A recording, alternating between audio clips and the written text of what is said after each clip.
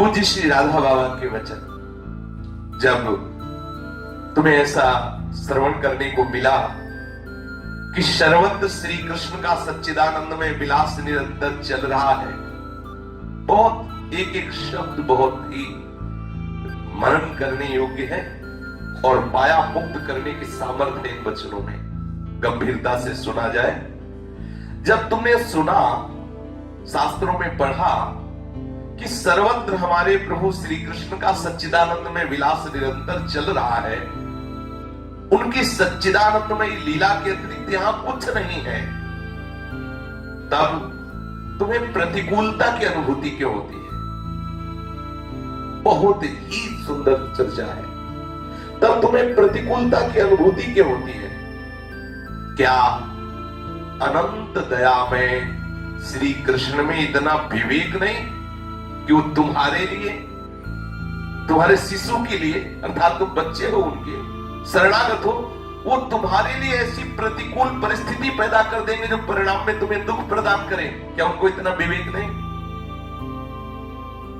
अनंत दया में प्रभु में, श्री कृष्ण में क्या इतना भी विवेक नहीं कि वो अपने शरणागत के लिए, अपने बच्चे के लिए वो परिणाम में दुखद परिस्थिति पैदा कर दे? मां के द्वारा अपने बच्चों के लिए कोई ऐसी चेष्टा होती है क्या जो बच्चे को दुख देने वाली हो?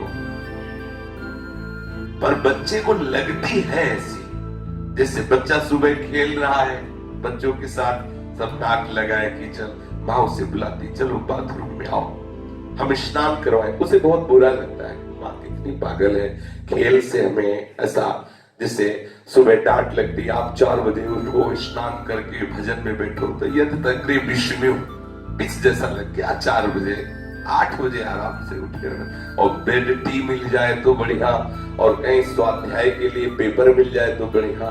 मतलब वो जितना हम भ्रष्ट मार्ग में चलते हैं उतना मन उत्साहित होता है, और जब हम भगवत मार्ग में चलते हैं तो मन घबराहट पैदा करता है। मन को मरना होता है ना, इसलिए घबराता है। तो शरीरधारी समझता है कि ये मार्ग ठीक नहीं, क्योंकि इसमें घबराहट है, इसमें जलन है, इसमें बड़ी परेशानी, लेकिन वो अपने अज्ञान के कारण। जैसे आप विचार करो, मां क्या अपने बच्चे के लिए कोई दुखद चेष्टा करेगी क्या? चलो हम ये मान सकते हैं कि मां कर भी सकती, क्योंकि बेचारी अज्ञानी है। मां तो भूल कर भी सकती है क्योंकि मां का ज्ञान सीमित है, वो सर्वत्र नहीं है, वो सर्वज्ञ नहीं है, वो सर्वशक्तिमान नहीं है। लेकिन हमारे प्रभु श्री कृष्ण सर्वज्ञ है, उनसे भूल हो ही नहीं सकती, वो तुम्हारे हृदय में ही बैठे हैं और सर्वशक्तिमान है, वो सर्वत्र है, और वो अहेतुकी सौहार्द में संपूर्ण विश्व के लिए निरंतर लहराने वाला प्रेम सागर लिए हुए। क्या उनके द्वारा तुम्हारा कोई अमंगल हो सकता है? क्या उनके द्वारा कोई भूल हो सकती है? क्या उनके द्वारा कोई ऐसी गलती हो सकती है जिससे तुम्हें दुख मिले, जिससे तुम्हारा अमंगल हो? ये हम जो सोच लेते हैं ना कि ये प्रतिकूलता है, भगवान कैसे है, ये प्रतिकूल परिस्थिति क्यों दी, और हम ये बात सोचकर दुखी हो जाते हैं, सचमुच सचमुच ये केवल हमारा ज्ञान है, केवल हमारा भ्रम है।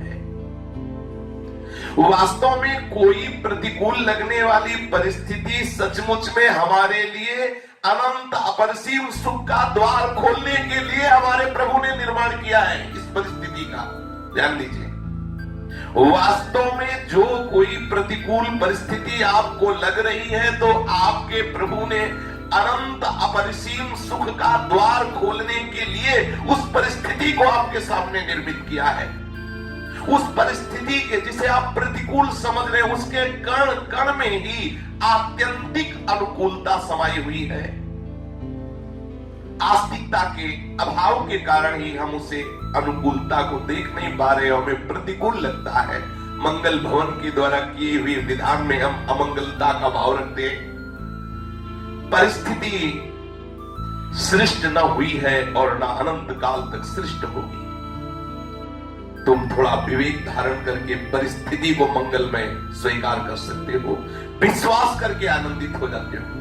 अगर आप ऐसा सोचे कि ये परिस्थिति बदल जाएगी तब हम आनंदित होंगे, तो कभी ऐसा नहीं होगा। आज जो परिस्थिति है, हो सकता है इससे भी बुरी परिस्थितियां और आ जाए जो आपको फंसाती चली जाए। आज जिस परिस्थिति में आप है उसी परिस्थिति में विश्वास करो, वो परिस्थिति आपके लिए भगवान ने कृपा करके भेजी है, बहुत आनंद के लिए भेजी है। आप इसी परिस्थिति का सदुपयोग करते हुए भजन करो। हम सोच कर देखें, हम भयभीत क्यों हो जाते हैं? हम क्यों भयभीत करते हैं? जब सब जगह मेरा प्रीतम अनंत शक्तिशाली है, अनंत शक्तिशाली मेरा प्रीतम सब जगह है, सब कुछ जानने वाला है, हमारे प्रति अनंत सौहार्द में नित्य निरंतर मेरे समीप है, फिर मैं क्यों किसी प्राणी से भयभीत हूं? क्यों किसी पदार्थ से भयभीत हूं? फिर क्यों किसी प्रतिकूल परिस्थिति से भयभीत हूं? खूब गहराई से सोचिए। भय एक झूठ मूठ अनादिकाल से कल्पित केवल मन की कल्पना है जो तुम्हें भयभीत करती है। हम मामूली से मामूली बात में भय करने लगते हैं। न जाने कितने प्रकार के हमें भय घेरे हुए हैं। क्यों नहीं हम प्रत्येक प्रतिकूल लगने वाली परिस्थिति में अपनी आंख अपने प्राण प्रीतम प्रभु की ओर कर लें, निरंतर सोचते रहें कि इस परिस्थिति के रूप में मेरे प्रभु आए हैं, मेरा मंगल विधान करने के लिए आए हैं। वो प्रभु मेरे समीप हैं।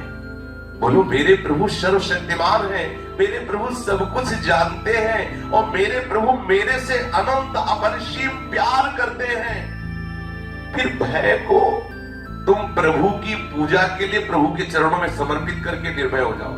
क्यों भयभीत हो रहे हो? प्रभु तुम्हारे समीप है, प्रभु तुम्हारी बात जानते हैं, प्रभु तुम्हें बहुत प्यार करते हैं। फिर तुम भय क्यों कर रहे हो? इस भय को प्रभु के चरणों में समर्पित कर दो। हम सब स्थितियों में सोचने लग जाए कि जैसी हमारी प्रभु की इच्छा होगी वैसा ही होगा, प्रभु की इच्छा से सबका मंगल होगा। हमें बोलो, डर क्यों लगे? जैसी हमारी प्रभु की इच्छा होगी वही होगी, जो प्रभु की इच्छा उसे कोई टाल सकता नहीं। प्रभु आज्ञा अबेल श्रुति गाई, जो प्रभु की इच्छा होगी वो निश्चित वेद ऐसा कहते वही होगा, किसी की ताकत नहीं कि उसे बदल सके।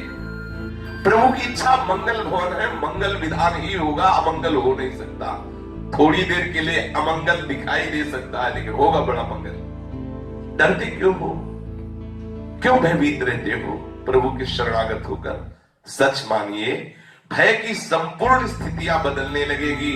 हमारा मन सच्चिदानंदमय आनंद से भरने लगेगा यदि हम इस बात को समझ लें।